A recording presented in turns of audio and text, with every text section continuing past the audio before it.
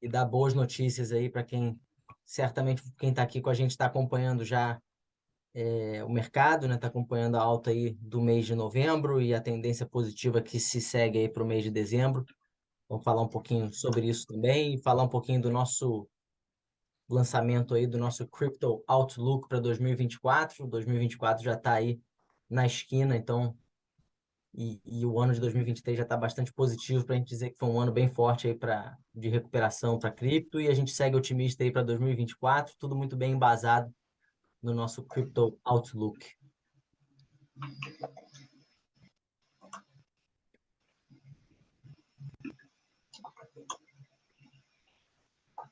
Bom, acho que sem mais delongas, né, pessoal? Vocês me dão uma autorização aí para tocar o barco já oficialmente?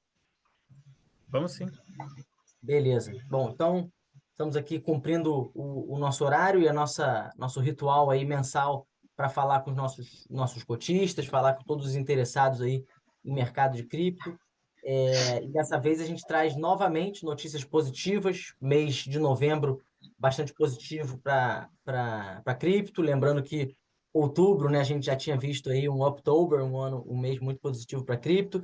E acho que esse call ele é especial porque a gente está trazendo aí o nosso Crypto Investment Outlook, né, produzido aí pela nossa ilustríssima equipe de research, e é por isso que a gente está hoje aqui com a equipe completíssima, Pedro Lapenta, Lucas Santana, Yuri Alter aí, que são os autores aí por trás de boa parte dos textos aí do Crypto Outlook, mas tem também conteúdo produzido pelo nosso gestor João Marco, que está aqui presente também.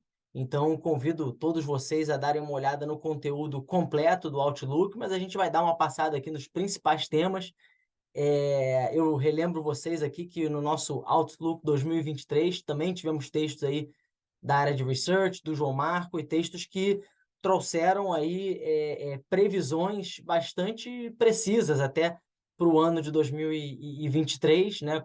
Muita coisa se concretizou do que a gente falou lá atrás, e mesmo com esse ano bastante positivo aí, que a gente vai recapitular com o auxílio do nosso gestor João Marco, mesmo com esse desempenho positivo, a gente segue com uma cabeça bastante construtiva para 2024, e é muito do que a gente toca ali no Outlook. Então, esse documento que, além de tudo, está lindíssimo, né? Como eu não produzi aí, eu posso dizer aí, sem modéstia, que está muito belo esse trabalho. Então, convido vocês a darem uma olhada no documento e compartilharem com clientes e amigos que gostam do tema de cripto. Então, sem mais delongas, eu vou passar a palavra para o João Marco, para a gente ir direto ao ponto aqui, o mais latente, né? Enquanto a gente fala aqui, o Bitcoin já está acima dos 44 mil dólares, né? Assim, faz bastante tempo que a gente não vê ele nesse patamar. Novembro foi muito positivo, então vou pedir para o João dar uma passada aí em price action para ver onde é que a gente está aí nessa alta, porque eu já me perdi. Ela está bastante sustentada, bastante prolongada. Então, conta um pouco para a gente aí, João, onde é que a gente está nesse momento, ao final de novembro, como é que está esse ano também acumulado até aqui? Obrigado, Renato. Obrigado a todos aí que estão acompanhando nosso call. Pode passar o slide, por favor. Um resuminho aí do que foi o mês de novembro, né? A gente teve mais um mês negativo, positivo aqui para a cripto. Na verdade, o mês foi positivo também para ativos de risco tradicionais. A gente viu o melhor mês do S&P e do Nasdaq em muito tempo, né? Subindo aí mais de 8%, 9% quase, caso de mais de 10%. Então, foi um mês muito positivo para ativos de risco em geral, mas especialmente para criando 0,7%. Bitcoin e Ether ficaram ali na meiuca entre os constituintes. Então, eles não tiveram as melhores performances. O Ether subiu 13%, Bitcoin 10,7%. A gente teve 3 ativos aí que subiram na casa de 20% ou mais, tá? Mais de 20%. Então, essa viu uma recuperação aí, sinal bastante. Tá? Com esse resultado positivo nesse mês, né? A gente não teve nenhuma grande novidade em termos Ô, João, tá cortando narrativa, bastante, né? cara, seu Continua. áudio. O que é? Só um segundo aqui. trocar o Wi-Fi aqui. Já que a gente pega aqui. Pra mim tava cortando também, pessoal. Tô no Wi-Fi errado aqui, desculpa. Agora deve ficar melhor. Estava na rede errada aqui. Tá Tá melhor? melhor? Tá de volta, tá de volta. Falando aqui, a gente não está tendo nenhuma grande novidade em termos de narrativa, só a maturação, né, e vários pequenos eventos confirmando a disposição da SEC de fato aprovar o Bitcoin Spot ETF lá nos Estados Unidos. E esse é o principal driver assim, de confiança. E a gente está vendo os investidores também voltando ao mercado, né, não só quando a gente olha para dentro da Hashdex, mas quando a gente olha para dados das concorrentes, a gente vê que globalmente o consumidor tem voltado a buscar investimento em cripto, né? Então, com isso, pode passar por favor o slide, né? A gente vai olhar o apanhado do ano, e esse aí não fecha, tá?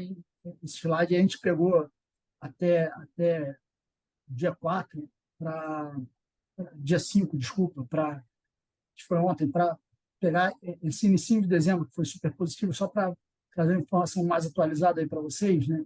Então, nesse ano, só o Bitcoin já sobe 164%, tá? O iniciais 135%, o Ethereum 88%. Então, obviamente, está sendo um ano positivo, né, tanto para a S&P quanto para o Nasdaq, ativo de risco em geral, mas os ativos estão se destacando muito, né? Isso está totalmente alinhado, como o Renato falou, com o que a gente vinha falando no ano passado. Se você pegar o nosso Outlook 2023 para falar, a gente fala que cripto, né, Bitcoin e criptoativos em geral sofreram mais do que o que seria razoável no ano passado e que o preço estava excessivamente descontado. Então, parte dessa recuperação, além dessas novas narrativas, né, além da proximidade do halving, o Bitcoin, o Spot ETF, né, nos Estados Unidos, a gente tem uma correção de um undershooting que teve no ano passado, né, e esse ano está se encaminhando para fechar maravilhosamente bem os criptoativos. Quer pegar essa tabela aí, Lapena? Próximo. Bom, como o João estava comentando, né, a gente já entra aqui agora um pedaço do nosso Outlook, né? Então a gente tem uma visão, né, para quem quando tiver acesso ao relatório aí, que a gente faz com bastante carinho aí, espero que vocês gostem. E a gente trouxe uma visão macro, né, uma visão de mercado, uma visão específica de Bitcoin, mas de Ethereum, que o Lucas e o Yuri vão detalhar daqui a pouco, né? E a minha parte aqui, que a gente traz para vocês aqui, e dando um passo atrás, né? A gente, para quem vem nos acompanhando aí ao longo do ano e quem leu, ou teve a chance de ouvir também um pouco do que a gente falou do Outlook para esse ano, né, o de 2023, né, a gente vinha de um 2022 que machucou muita gente, né, mas, né, quando a gente parava para olhar, né, e dissecava o problema e tentava entender o que estava acontecendo, a gente viu uma clara coincidência de coisas acontecendo em praticamente todos os problemas que foram de 2022, né? Desde começando lá com Terra Luna, depois com Celsius, Voyagers, Three Arrows Capital e finalmente com o FTX, né? Em novembro, né? Para quem lembrar, o FTX, o evento de novembro marcou o low do ciclo passado, né? Então, mas assim a coincidência, né, não eram problemas de tecnologia, né, não eram problemas dos criptoativos em si, das blockchains, nada disso, né, eram problemas de finanças tradicionais, erros de incentivo, erros de gestão de risco, erros de processo, mistura de fundos dentro de exchange, fraude, né, problemas tradicionais e que na verdade se mostraram, né, olhando pós-fato, né, como um ano que acabou sendo de limpeza, né? Um ano de limpeza que ainda tem alguns resquícios em 2023 que a gente tem visto né? A própria situação da FTX, do fundador lá que agora foi julgado, né? Teve agora a questão da Binance mais recentemente, que também foi multada nos Estados Unidos em bilhões de dólares e teve que se comprometer com algumas coisas. Né? Mas assim, o do ano de 2022 ele foi marcado por essa limpeza, né, de projetos ruins e de projetos mal intencionados e coisas que pô, eram até meio contra o ethos de cripto. Né? Mas dito tudo isso, né, o ponto é que a gente vem de uma base de 2022 que estava muito machucado, né, mas sem grandes problemas na tecnologia. E aí por isso que a gente conseguiu escrever em 2023, no Outlook 2023, falando, pô, pessoal, nós estamos aqui olhando as coisas e a tendência de longo prazo está lá ainda, né? A gente está vendo as redes melhorando, passando por atualizações interessantes, quantidade de engenheiros e projetos e dinheiro de venture capital bancando projetos de crescimento, de solução de escalabilidade, de experiência de usuário, de conectividade e afins, né? Continuou a todo vapor, né? O que nos deu uma certa segurança para falar, pô, isso aqui continua, né? Então a gente pô, já começou desde o começo do ano muito animado, principalmente depois da queda de preços, né? Assim, se preço tinha caído bastante, mas a questão secular estava lá ainda, né? E a gente pô, conseguiu manifestar essa visão lá no Outlook de 2023 e agora no Outlook de 2024, né? A gente na verdade só confirma, né? Essa visão, mas com mais ênfase, com mais argumentos, né, de que isso aqui veio para ficar e que, na verdade, nós estamos agora entrando na fase institucionalização de cripto. Tá? Então, essa analogia, ou esse jeito de pensar aqui que a gente colocou no relatório, né, e a gente fala que o rio dos criptoativos encontra o oceano das finanças tradicionais, até para dar a dimensão relativa entre um rio e o oceano, né, que a gente coloca aqui o cripto sendo uma coisa menor, encontrando uma coisa bem maior, para exatamente tentar ilustrar para vocês o que a gente acha que está acontecendo. Né? O cripto é um mercado ainda de 1 trilhão e pouquinho de valor de mercado, e as finanças tradicionais, todo o resto dos ativos, aí é uma conta um pouquinho aproximada, mas é algo da ordem de 800, 900 trilhões de dólares. Né? Então, nós estamos falando aqui dessa proporção. E, então, é esse grande momento que nós estamos vendo em 2024, né? A gente muita coisa acontecendo, né? De regulação, de Banco Central, dos bancos comerciais engajando, mas assim, o principal fator que a gente vem acompanhando, e vem falando isso há bastante tempo, é o tal do acesso nos Estados Unidos ao investidor institucional através do ETF, né, que está sendo patrocinado, né, ou emitido, né, pelas grandes gestoras do mundo, né? E a gente gosta de falar de BlackRock, que é o mais conhecido por ser a maior. Né? Então, assim, esse grande momento, né, que é esse encontro do Rio com o Oceano das Finanças Tradicionais, que coloca uma oportunidade extremamente relevante, que a gente, de novo, vem falando desde o começo do ano, depois falou com uma outra apresentação na metade do ano que a gente fez, e acho que muitos de vocês já ouviram, que é as tendências seculares contra as tendências cíclicas, né? que é como eu estou dizendo aqui, a tendência secular está lá, mas a tendência, né, mas o momento cíclico, o momento de curto prazo é extremamente interessante daqui para frente.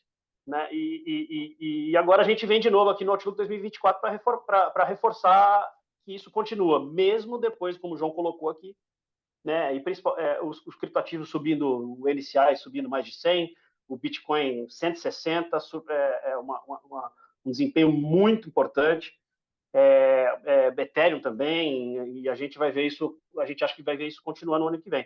Mas é isso, né? Então a gente vem de uma recuperação muito forte de mercado, né? Você lembra que fechou o ano passado em volta de 16 mil, 17 mil dólares, né? A gente brinca que teve a FTX foi o low do ciclo, né? E a gente você consegue ver isso, se você botar lá a partir de novembro, o que acontece, o mercado começa a virar, parece que foi o grande último evento para limpar, mas teve também a famosa, fatídica capa da The Economist, né, falando que cripto estava morta, e 4 dias antes do low do ciclo, a partir daquela capa ali, o mercado só subiu, né? Então, nós já estamos de volta aí a 1,5 tri, o Bitcoin, isso aqui a gente colocou no fechamento do relatório, não deu nem tempo, já estamos em 44 mil, né? 37 mil é uns 10 dias atrás, em volta de torno de 800 bilhões, o Ethereum também, né? Além disso, né, 2023 a gente pode destacar que é importante, né, para a classe de ativos, para a tese de investimento, para os portfólios, que cripto voltou com aquele papel de diversificador, né? Ao longo de 2022, numa crise de liquidez, uma crise muito aguda, que não foi somente de cripto, né? Lembre, teve a questão de equities, teve a questão de bonds, né? Todas as principais classes de ativos do mundo despencaram, cripto correlacionou, né? Então, agora nós estamos vendo essa correlação em queda, né? Ao longo do ano, que é importante, principalmente nesse estágio de que as pessoas ainda estão olhando ela como ativo alternativo nos portfólios, né? Além disso, né, dentro de um ano, do ponto de vista agora de fundamento das redes, né, a gente viu os usuários, né, globais de cripto. Isso aqui é um estudo da Coinbase, né, que é uma bolsa aí dos Estados Unidos. A gente viu esses usuários atingirem 420 milhões, né, e ao longo de 2023, que é importante, né, para adoção, para conhecimento, e é um crescimento relevante. A questão das próprias redes, né, no ponto de vista tecnológico, foi importante ao longo de 2023, com atualizações importantes no Ethereum, com bastante coisa nova acontecendo no Bitcoin, que são as duas maiores teses, né? A discussão de tokenização ganhando bastante relevância, né? A gente acha que isso aí para 2024 vai ser um momento importante. E, assim, para fechar a argumentação aqui, né, que é assim, boa parte do que a gente se anima muito, é a questão dessa institucionalização, né? E aí a gente está vendo, assim, todas as grandes empresas, as grandes marcas, setores, todo mundo, do ponto de vista de acesso a investimento, os bancos, as gestoras, todas se abrindo para novos produtos que investam em cripto, os clientes estão pedindo, mas também do lado das empresas, né? Adotando blockchain, adotando cripto para os mais diversos usos, e isso é muito importante, tá? Então, por isso que a gente chama que a fase de institucionalização de cripto que a gente está entrando, e pelo que a gente tem notado, é só o começo, tá? Então, isso daqui é o panorama de onde a gente vem, e aí o que acontece quando o rio encontra o oceano das finanças tradicionais aqui, né? Então, a gente acha que um pedaço disso já está começando a ser precificado ao longo desse ano, tá? Mas dado que o tamanho do movimento que a gente imagina, dado o calibre de quem está entrando no mercado e dada a situação técnica do próprio Bitcoin, né, que a gente vai ter um encontro forte aí um choque forte entre oferta e demanda, né? Então você tem essa situação toda macro, né? A gente não quer estender muito aqui na questão macro, mas a gente já argumentou no passado. Inflação já alcançou seu pico, nós já estamos com tendência de queda há bastante tempo, já tem uma visão cada vez mais consolidada de que, pelo menos nos Estados Unidos, começa a se discutir isso na Europa, já começa a se discutir quando vai cortar juros, né? Então já tem alguma coisa precificada nas curvas de futuros, né? Então você tem uma demanda vindo aí só por conta de macro, né? Lembrando que macro, de fato, ele tem algum efeito de preço, né, em cripto no curto prazo. Mas, além disso, você tem essa questão do ETF nos Estados Unidos, que é o maior mercado do mundo, a maior tubulação sendo aberta para entrar em cripto no momento que tem o halving, né, que é um evento que se mostrou, a gente falou isso da última vez, né, no último call, é um evento muito relevante, ele vai cortar pela metade a emissão de novos bitcoins, reduzindo bastante a emissão, a pressão vendedora no mercado. Normalmente os mineradores recebem o bitcoin, né, que minerou, e normalmente tem que vendê-los para pagar suas despesas de energia, e enfim, tudo isso ele é um catalisador muito importante de preço. Foi assim no passado, a gente vem monitorando isso por diversas métricas e tá on track, né? Então isso nos deixa bastante animado para reforçar essa tese ainda que 2024 será um ano extremamente promissor.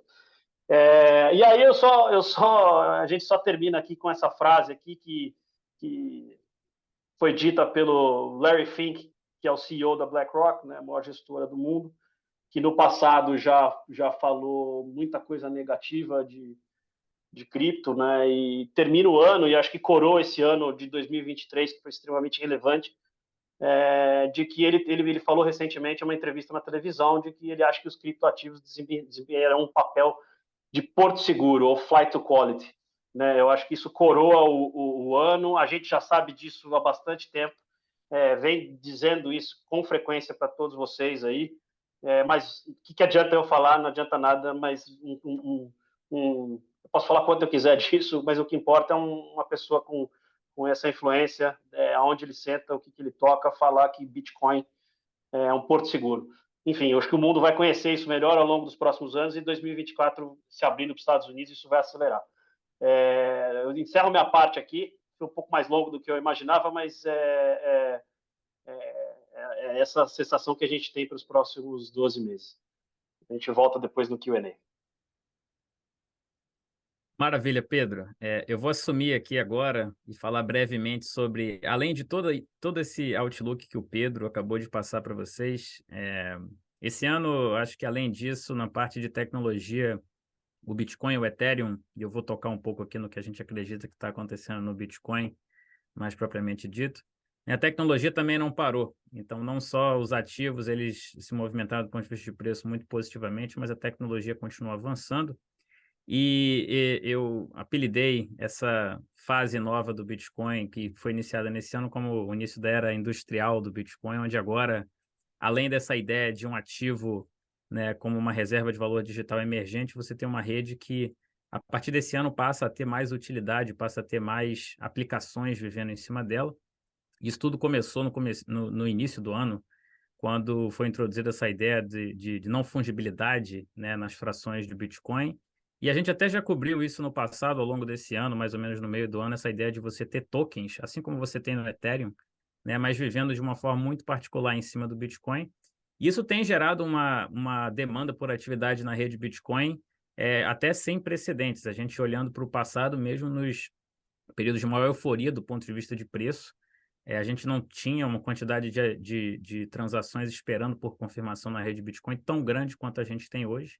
E isso é justamente devido ao fato de a gente ter mais utilidade através desses novos tokens vivendo em cima do Bitcoin e usuários querendo experimentar com esse novo tipo de utilidade. Esse gráfico ele mostra justamente um pouco disso. No último trimestre, né, que foi o terceiro trimestre desse ano, a gente teve pela primeira vez, né, o agregado de transações registradas na blockchain do Bitcoin superando os 40 milhões. Pela primeira vez desde o início do Bitcoin, lá em 2009. Então, mesmo a gente ainda não estando num período, né, de novo all-time high para o Bitcoin, a gente está aí mais de 50% abaixo, ou melhor, teria que subir mais de 50% para chegar no all-time high anterior, em torno dos 70 mil dólares, e ainda assim a gente está vendo uma atividade muito relevante, justamente por causa dessa utilidade. E isso tem gerado mais demanda por Bitcoin, né? A gente acredita que, na verdade, isso deve ser um novo driver de demanda por Bitcoin. E para todos os investidores isso é bom, uma vez que o Pedro já citou, né? Ano que vem a gente tem o halving, onde a oferta de novos Bitcoins vai cair a metade ali, mais ou menos no finalzinho de abril. E a gente tem um ativo digital com uma oferta máxima pré-definida e imutável, né? Então, mais demanda para essa oferta que vai diminuir de novas unidades e ela está constrita a 21 milhões. A gente acredita que isso possa ser um driver importante de preço no médio e longo prazo. E essa era industrial é uma analogia que eu tentei fazer com o uso industrial do ouro, né? Se o Bitcoin é o ouro digital e o ouro no mundo, né, de tecnologia, ele tem em si um apelo industrial, ele tem uma utilidade industrial. O Bitcoin, além dessa ideia de ser o ouro digital, de ser uma reserva de valor digital emergente, possivelmente esse ano a gente viu pela primeira vez ele se tornando também um ativo que pode ser utilizado, né, para você utilizar uma rede e registrar transações relacionadas com outros tipos de transações, por exemplo, uma stablecoin, por exemplo, um NFT, coisas que já existem em outras redes e esse ano vieram para o Bitcoin, né? E o objetivo final, ou melhor, o resultado final disso é que, gerando mais demanda, né, e tendo mais utilidade, a gente imagina que o mercado endereçável do Bitcoin também cresce. né? Então, o ouro hoje deve estar entre 12 e 13 trilhões de dólares de capitalização de mercado. O Bitcoin, como o Pedro comentou, algo em torno de 820, 830 bilhões nesse momento, talvez até um pouquinho mais. Mas com esse mercado endereçável se tornando maior, a gente também tem um potencial para esse ativo ainda maior, né? E é importante, a gente acha, para os próximos anos, para o ano que vem em particular, ver como que essa nova utilidade vai afetar, né, o preço do Bitcoin, mas tudo indica, pela atividade que a gente viu nesse ano, que isso deve ter uma tendência positiva. Eu passo agora para o Yuri, para ele falar um pouco sobre Ethereum. Maravilha, muito obrigado, Lucas, Pedro, João. Bom, boa tarde, investidores. Obrigado a todos por participarem dessa chamada para a gente discutir um pouquinho do panorama para 2024. Sobre a rede Ethereum, eu vou brevemente analisar os fundamentos que sustentam o Ether, bem como as tendências que a gente acredita que podem moldar o seu caminho aí para 2024. Como eu coloquei, inclusive, até no último call que nós fizemos, embora o desempenho do Ether nesse ano ele possa ter sido modesto quando em comparação com o Bitcoin, muito embora super positivo quando comparado a ativos tradicionais, obviamente, é crucial a gente destacar que os fundamentos e a tecnologia subjacentes permaneceram absolutamente robustos nesse ano. Em 2023, eu lembro que a gente fez um Outlook e nós falamos muito sobre como a rede Ethereum enfrentou desafios notáveis em termos de escalabilidade. Historicamente, isso limitou muito a sua capacidade de adoção em larga escala. No entanto, no progresso aí significativo que vem sendo atingido, né, nessa abordagem com esse problema, a gente acredita novos avanços ainda em 2024 que vão permitir que a rede Ethereum então mude de patamar nos próximos 2 anos. Essa é uma grande expectativa nossa. Isso faz parte um pouco da conclusão, mas a grande ideia aqui é que a Ethereum, que foi fundada há cerca de 8 anos atrás, ela por muito tempo passou de prova de conceito até uma rede em que você tinha casos incipientes e cada vez mais atividade, só que a gente ainda não tem os grandes casos que fazem as pessoas usarem blockchain da mesma forma que a gente usa a internet. O mundo on-chain ainda não é tão grande quanto o mundo online. Então, isso é que a gente acredita que é a grande mudança de arcabouço que a gente espera para os próximos anos. E eu digo isso porque um paralelo que a gente costuma trazer é que, assim como foi a transformação na internet durante a era da banda larga, esse momento que a gente está vivendo agora é um momento no qual a rede Ethereum está se preparando para construir justamente essa infraestrutura tecnológica que possa atrair usuários para uma ampla gama de aplicativos. A gente acredita que essa progressão vai continuar e isso vai solidificar a Ethereum como uma força pioneira aí no mundo das transações digitais. Em 2024, como drivers assim, principais de demanda, Lucas, pode passar aí para a próxima.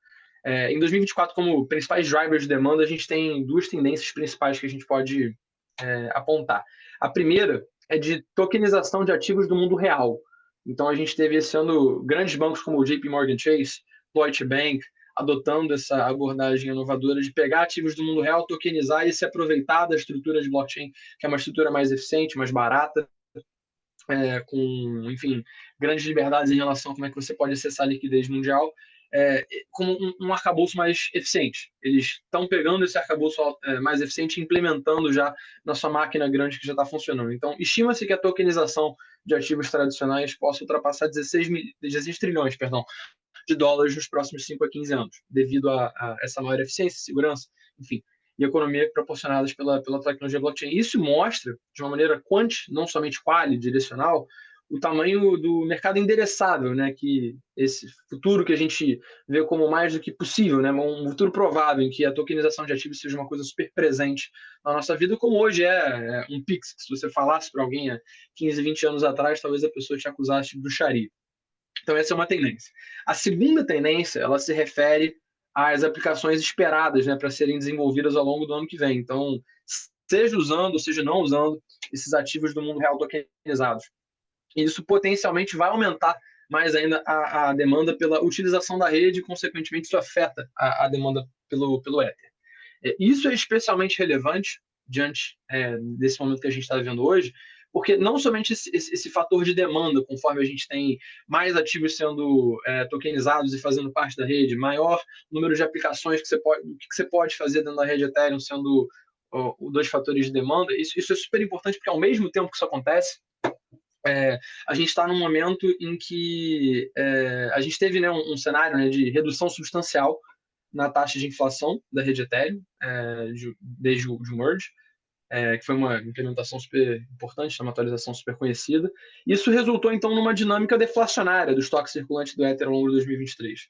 Novamente, né, eu digo isso porque, como o Pedro e o Lucas falaram, inclusive, sobre estoques de oferta, estoques de demanda, sendo catalisadores para o Bitcoin andar, a gente pode observar o mesmo cenário para o Ether. Isso é, então, um ponto que a gente gosta de ressaltar e que vocês vão poder acompanhar um pouquinho mais a fundo no nosso material. Eu tenho aí, inclusive, esse gráfico justamente mostrando, né, a oferta total e a variação year over year, né, de um ano para o outro, do Ether ao longo do tempo. Vocês podem observar que o estoque total atinge esse ponto assintótico no qual ele fica flat por um bom pedaço do tempo, e o estoque circulante diminuiu, né, ao longo do ano de 2023. E, então, assim, em resumo, a Ethereum está posicionada para um novo momento em 2024. A gente acredita que a gente esteja vendo ela transcender, né, de uma mera promessa, como para mim, pelo menos, assim o é hoje, para finalmente se tornar uma infraestrutura que é capaz de atender às demandas tanto de instituições quanto de varejo, no fim das contas, tanto como um instrumento financeiro, mas também o Ether, quanto também a rede Ethereum como um todo ser uma infraestrutura, um arcabouço que o varejo possa usar nas suas atividades do dia a dia. Aqui na casa, na Hashdex, né, nós estamos super entusiasmados aí com o futuro e continuaremos, né, a monitorar de perto essas tendências, pois elas podem impactar significativamente os preços aí em 2024 e 2025 para o Ether. Acho que eu passo a bola agora para o nosso Head of Portfolio Management, o querido João. Por favor, João. Obrigado. Eu vou tentar ser bastante breve aí em respeito ao tempo dos convidados aqui, porque já estourou o nosso tempo. Basicamente, o que eu tento trazer nesse artigo que fecha o nosso Outlook, eu recomendo a todos que leiam não só o meu artigo, todos os artigos acho que estão muito, muito bem embasados, eu acho que são fundamentais para o entendimento do qual é a nossa visão para o ano que vem.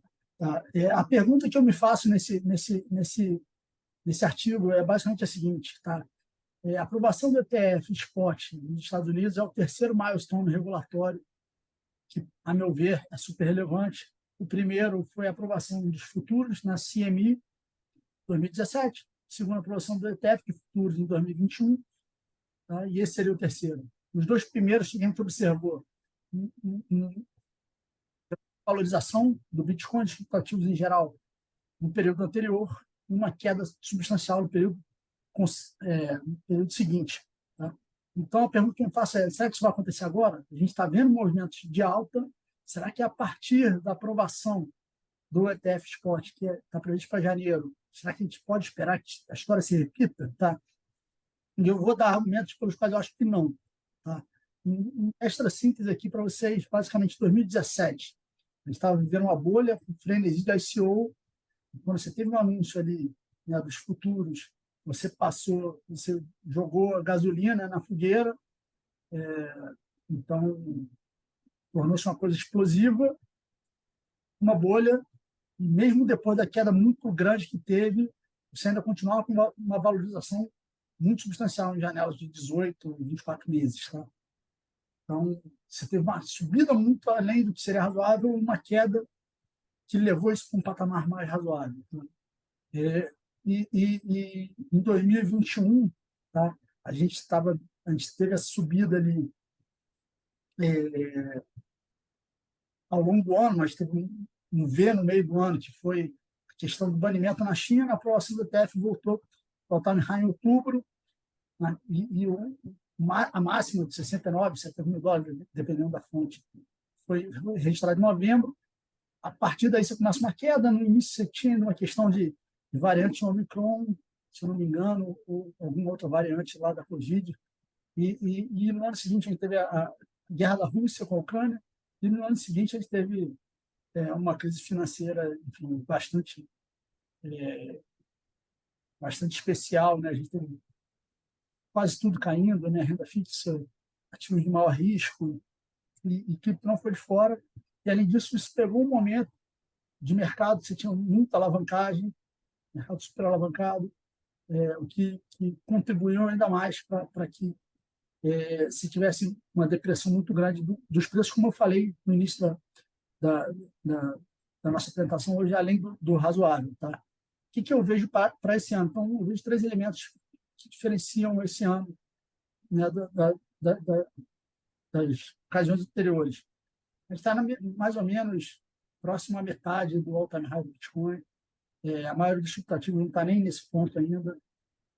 Então, assim, é muito difícil achar que está com uma bolha agora. Não está nessa circunstância. Mesmo dados on-chain também corroboram que a gente não está naquele nível de euforia tão grande. Tá?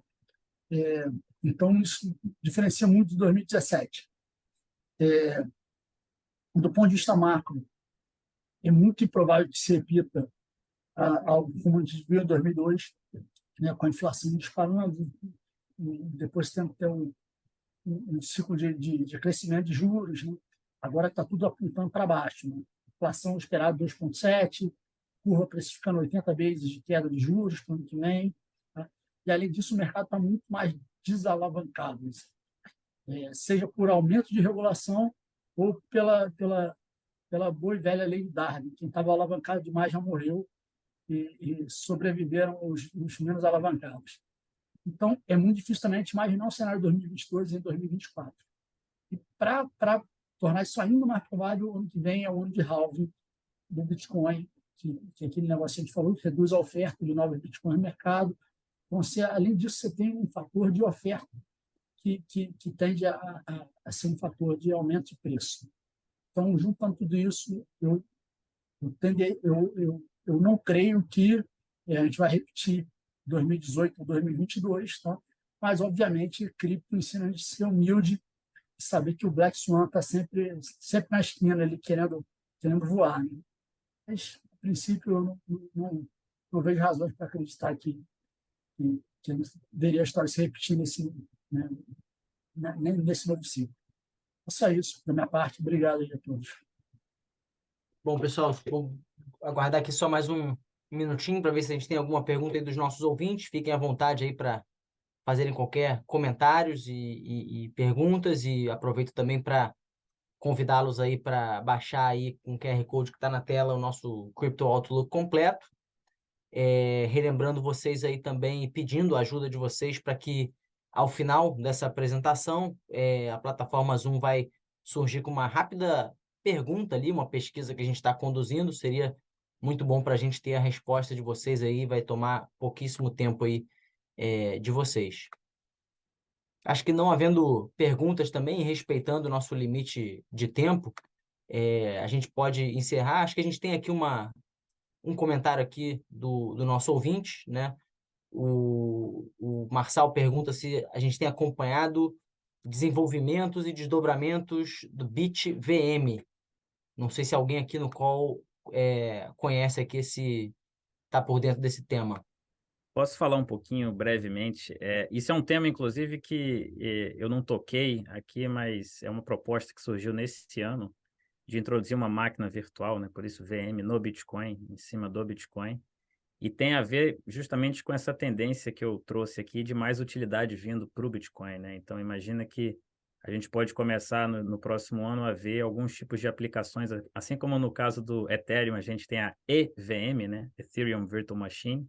A gente, em algum momento, pode ver o Bitcoin Virtual Machine, onde você agora teria um ambiente de programabilidade vivendo em cima do Bitcoin.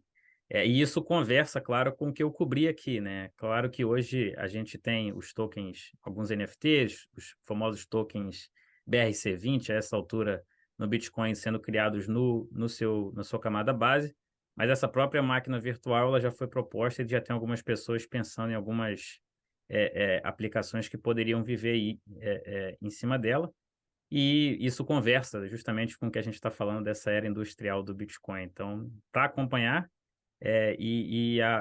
sempre que nova utilidade chega, é aquilo que eu falei, né? Mais demanda por Bitcoin deve acontecer e com a oferta constrita, isso em algum momento impacta preço. Obrigado, Marçal. Sua pergunta aí totalmente conectada aí com o artigo do Lucas no nosso Outlook.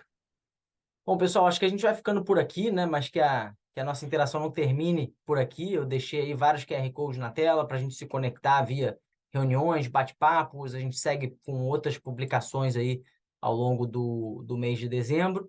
E se a gente não tiver mais nenhuma interação esse ano, tenha um ótimo final de ano também, e a gente volta a se falar aí em 2024, esperando que a gente tenha mais um ano aí importante para a adoção e desenvolvimento de criptoativos e blockchain. Pessoal aí quer fazer algum encerramento aí, dar um adeus aí para 2023 para os nossos ouvintes? Obrigado a todos, ótimas festas e que venha 2024. Um Obrigado a abraço. todos, obrigado pela parceria ao longo de 23 aí, e 2024 tem mais um ano forte aí por vir. Um abraço, pessoal, obrigado. Tchau, tchau. É isso, obrigado, pessoal. Até ano que vem.